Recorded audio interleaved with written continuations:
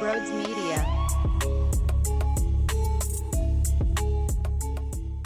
The Sixers crumbled in the fourth. No field goals. You can't find any shots. You can't score at all. Here's the final 5 minutes ticking down. Every time the ball was being moved around the perimeter, there was no confidence. It was almost a hot potato. I don't want it. I don't want it. I don't want it. Then we're living on Tobias Harris. Our season's on the line with Toby in the corner.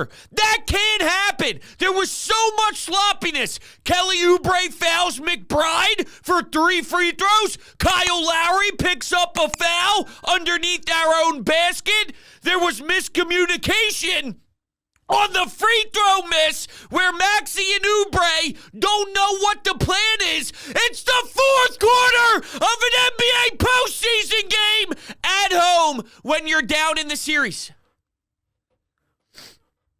How do you not know what you're doing? It's unbelievable. What else went wrong? The offensive rebounds. Josh Hart had a billion himself. It's a joke. You failed miserably in a game that was so competitive and so fun. That was playoff ball. Jalen Brunson taking what Joel Embiid did to him and shoving it right back into his face. That's what that was. That was high-nature competitive fire.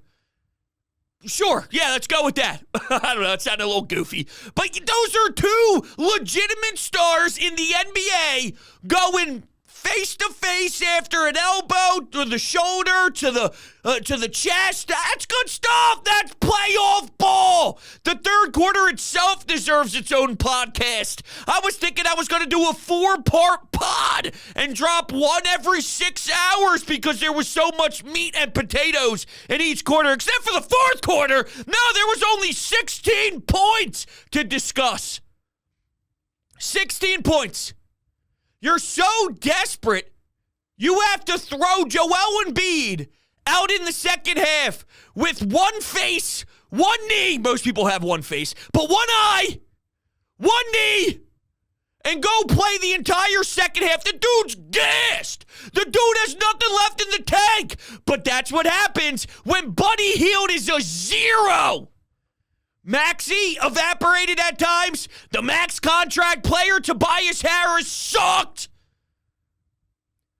When I looked at this matchup, I deemed the Sixers to have Joel Embiid and Tyrese Maxey, which is an advantage against Dante DiVincenzo, Jalen Brunson. I gave Jalen Brunson a ton of respect because I knew that kid was special. I knew that kid was special. If you paid any attention to what he was doing with the Knicks, that dude is something. So he was going to make an impact. He wouldn't shoot 8 of 29 for every single night. The guy responded to Joel Embiid's toughness there with the shoulder and the elbow coming in the lane. Good for him. That's high competition at the highest level.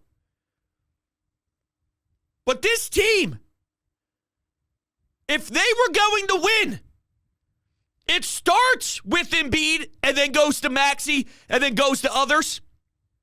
But they need help.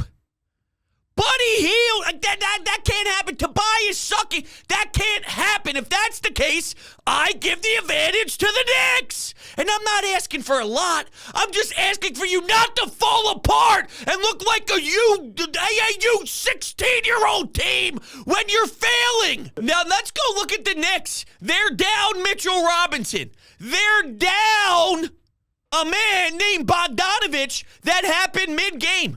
Hartenstein's picking up all these fouls. The third quarter, Joel Embiid was getting to the line. All right, guys, we're putting their hands around his forearms. He'd do the standard Joel Embiid flail the arms. You get your stuff stuck in the cookie jar, you're going to get caught. And that's what happened. So he's earning all these free throws. They're in foul trouble with their size. And you still got your ass kicked with some of those rebounds late. It's impossible to be that bad on the glass. Seriously, box out. Compete. Your season is on the line. And that's what you give me in the fourth? It sucks. It truly was a fight filled with constant haymakers back and forth. That was a damn good basketball game.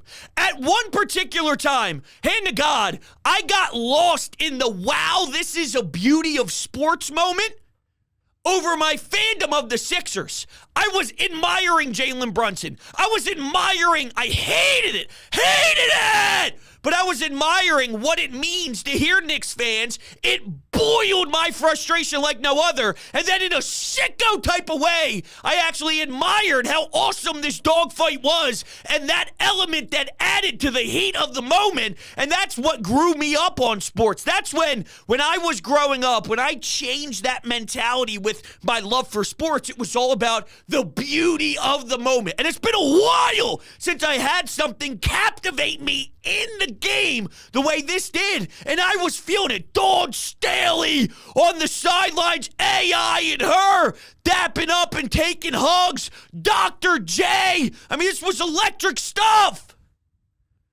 Dawn Staley's the one ringing the bell. You lose.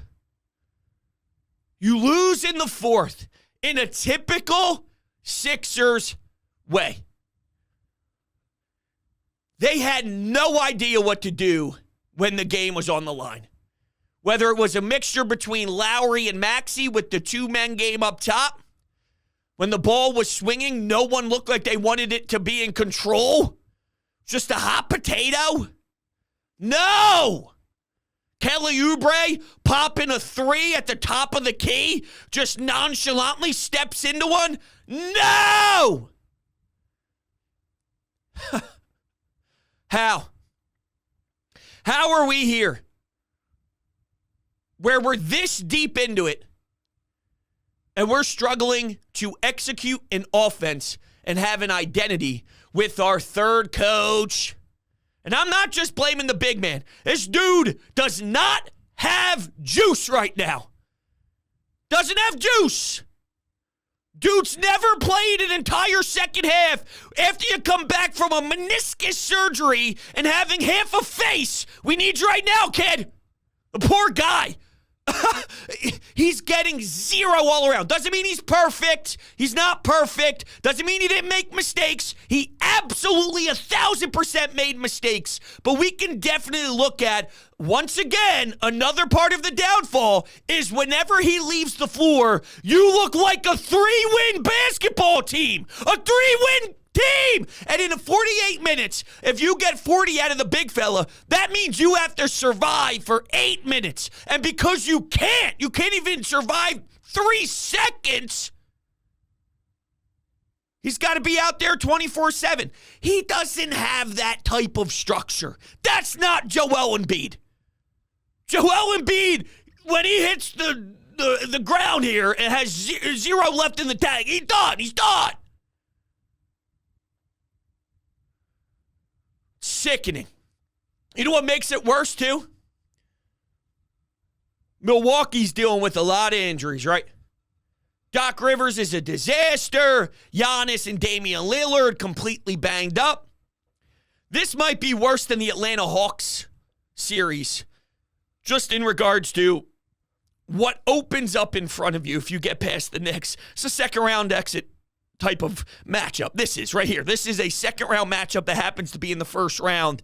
That Indiana Pacers team can beat Milwaukee, and that smells more like a first-round matchup than what this is. I'm just saying, if you get past the Knicks, what's waiting for you to get to the Eastern Conference Finals is right there. And the vision I see right now is a fucking bullshit-ass Knicks-Celtics Eastern Conference Finals.